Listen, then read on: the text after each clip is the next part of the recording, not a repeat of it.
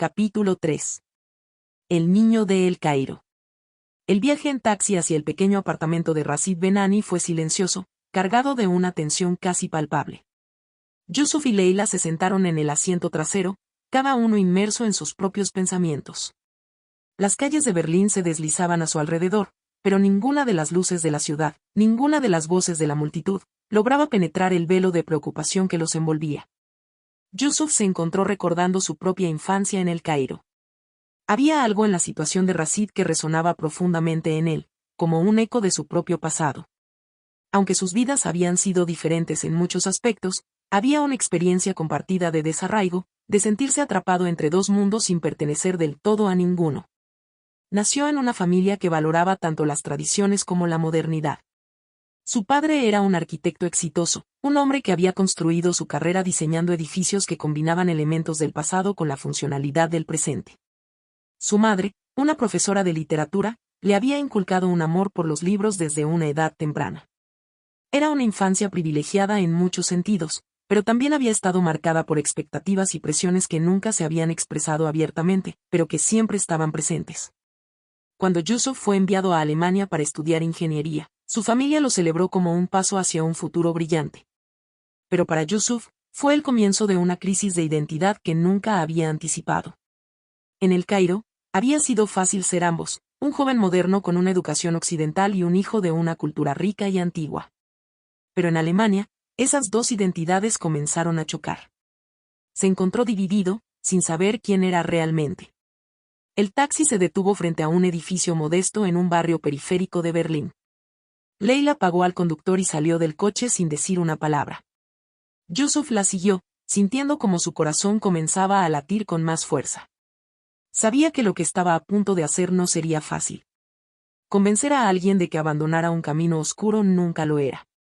Subieron las escaleras hasta el tercer piso, donde Rashid vivía en un pequeño apartamento que compartía con otros dos jóvenes. Leila tocó la puerta con una mezcla de firmeza y ansiedad, y tras unos segundos que se sintieron como una eternidad, la puerta se abrió. Rashid estaba allí, más delgado de lo que Yusuf recordaba, con círculos oscuros bajo sus ojos y una expresión de cansancio en su rostro. Pero también había una dureza en su mirada, una intensidad que no había visto antes. «Leila, ¿qué haces aquí?», preguntó Rashid, sorprendido al ver a su hermana en su puerta. «Necesitamos hablar», Rashid, dijo Leila, su voz firme pero con un toque de suplicante. «Este es Yusuf, te lo presenté en la conferencia en París. Es alguien en quien puedes confiar». Rashid miró a Yusuf, su expresión difícil de leer. Después de un momento, asintió y los dejó entrar. El interior del apartamento era modesto, con muebles gastados y una atmósfera cargada. Había libros esparcidos por la mesa, la mayoría de ellos con títulos que Yusuf reconoció de su propio pasado académico, pero también vio otros, más oscuros, textos que hablaban de la resistencia, de la lucha. De un mundo dividido entre ellos y nosotros. «No esperaba verte tan pronto, Leila», dijo Rashid mientras se sentaba en una silla junto a la ventana. «Supuse que estabas ocupada con tu trabajo». «Lo estoy», respondió Leila mientras se sentaba frente a él. «Pero eso no es más importante que tú.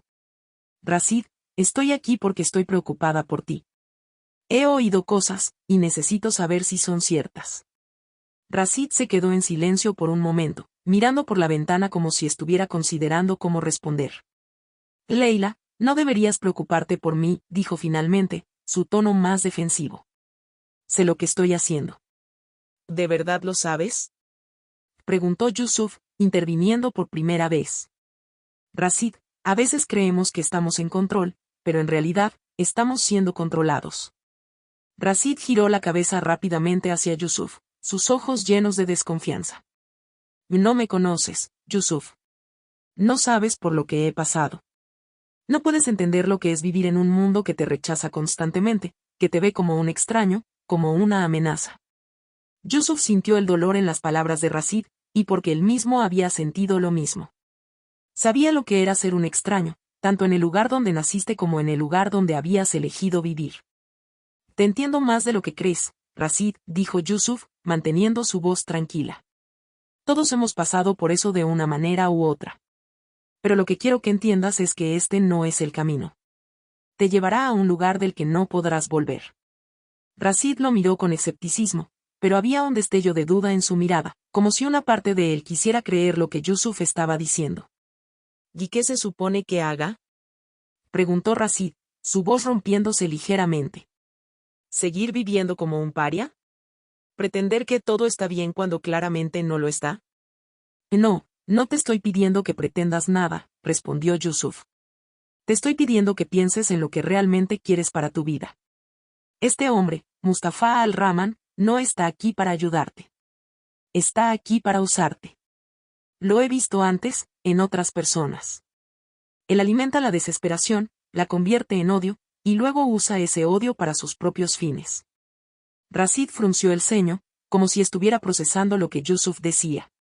Pero antes de que pudiera responder, la puerta del apartamento se abrió de golpe y dos hombres entraron, hablando en voz baja entre ellos. Ambos se detuvieron al ver a Leila y Yusuf, sus expresiones endureciéndose al instante. ¿Qué está pasando aquí?, preguntó uno de los hombres, su tono brusco y autoritario.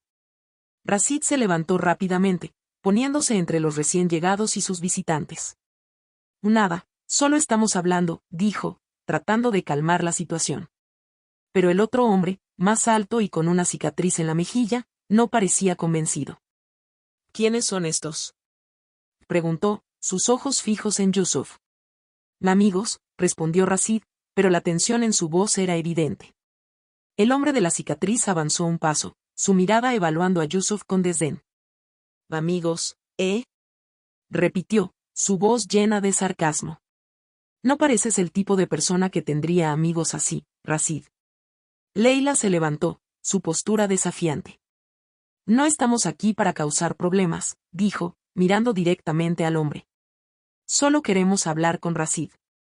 El hombre la miró por un momento antes de sonreír de una manera que no llegó a sus ojos. Pues ya lo has hecho. Ahora es mejor que te vayas. Yusuf sintió que la situación estaba a punto de escalar. Sabía que no podían quedarse mucho más sin arriesgarse a que las cosas se pusieran violentas. Nos iremos, pero Rashid, comenzó Yusuf, dirigiéndose al joven. Piensa en lo que te dije. Estás en un punto de inflexión. Puedes decidir quién eres y quién quieres ser. Pero si sigues este camino, no habrá vuelta atrás. Rashid no dijo nada, pero sus ojos traicionaban la confusión y el conflicto que sentía. Leila tocó suavemente el brazo de Yusuf, indicándole que era hora de irse.